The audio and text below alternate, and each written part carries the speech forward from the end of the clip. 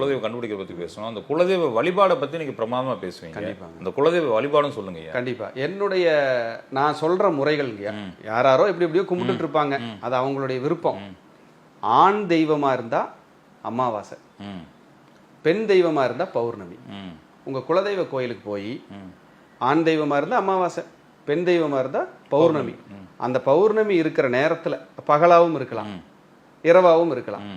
போயிட்டு 9 மூடி, 5 தேங்காய் உடைச்சா 9 மூடி, அதில் காட்டன் திரி, பஞ்சு திரி, நல்ல பசுனை ஊற்றி ஆத்மார்த்தமாக வழிபட்டு பிரார்த்தனை பண்ணிட்டு வந்தவங்க 100க்கும் மேற்பட்டவர்கள் ரிப்ளை பண்ணி கூப்பிட்டு சொல்லி எல்லா பிரச்சனையும் தீர்ந்து நல்லா இருக்குன்னு சொல்கிறாங்க.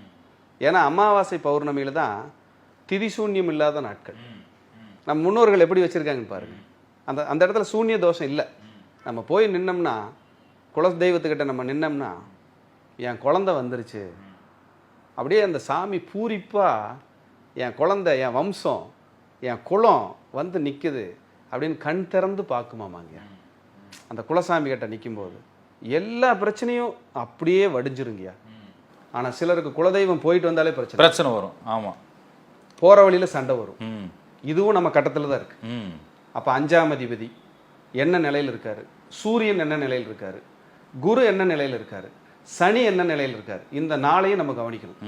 கவனிக்கும் போது இப்படி இந்த மாதிரி குலதெய்வத்துக்கு போங்க, இந்த மாதிரி நீங்கள் வழிபாடை எடுத்து பண்ணுங்க சொல்லும்போது ஒரு 4 தடவை 5 தடவை போயிட்டு வரும்போதே லைஃப் ஸ்டைல் மாறிடுங்க.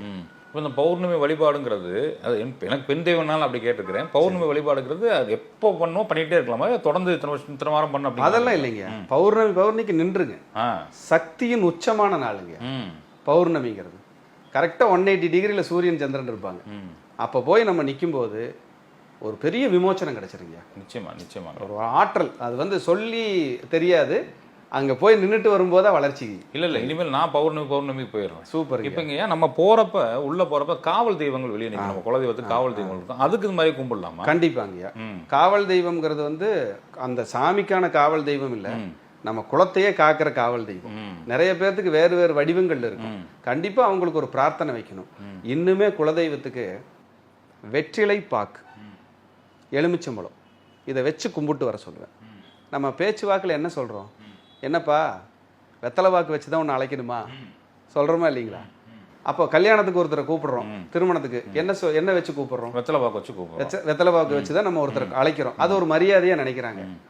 நீங்கள் வெற்றிலை பாக்கு கொண்டு அங்கே வச்சு அந்த சன்னிதானத்தில் என் கூடவே இருமா, எனக்கு எப்பவுமே துணையாக இருமான்னு வேண்டிட்டீங்கன்னா நிச்சயமாக குலதெய்வம் உங்களை கைவிடாது. இதுதான் சூட்சமம். வெத்தலை பாக்கு வச்சுட்டு கும்பிட்டு அதை நம்ம திருப்பி வாங்கிட்டு வந்துருமா, அவங்க வச்சு அங்கேயே இருக்கட்டுங்க. சரி, சுவாமிகிட்டே படைச்சிட்டு வந்துருங்க, பிரார்த்தனை வச்சுட்டு அங்கேயே வந்துருங்க. இப்போ நம்ம 18ஆம் படி கருப்பருக்கு போவோம். 18ஆம் படி கருப்பு தான் முன்னாடி நிற்குது. 18ஆம் படி கருப்பருக்கு போவோம். அங்கே கும்பிட்டு வெளியில் வரும்போது, கருப்பா கூடவே போப்பா அப்படித்தான் சொல்லி அனுப்புவார், துணையா இருப்பா, திரும்பி பார்க்காம போங்கம்பார். அப்ப அத்தனை கும்பிடுற எல்லாருக்கும் கருப்பன் வருவாரு அப்படிங்கிறது நம்பிக்கை. கருப்பனுடைய ஆற்றல் இருக்குங்கிறது நம்பிக்கை. 18ஆம் படி கருப்பரையெல்லாம் கும்பிட்டு எத்தனையோ பேர் விமோச்சனம் அடைஞ்சிருக்காங்க. குலதெய்வம்ங்கிறது சாதாரண விஷயம் இல்லைங்க. நம்ம முன்னோர்கள், தாய் தந்தை, முன்னோர்கள், பாட்டனார், முப்பாட்டனார்னு போய் வம்சாவளியா நின்ன இடம். அந்த இடத்துல நம்ம ஜீன் எனர்ஜி எவ்வளவு இருக்குங்கய்யா. என் குழந்தை வந்துருச்சு அப்படின்னு திரும்பி முழிச்சு கண் முழிச்சு பூரிப்பா குலதெய்வம் பார்க்கும் அப்படின்னா இது சத்தியம்.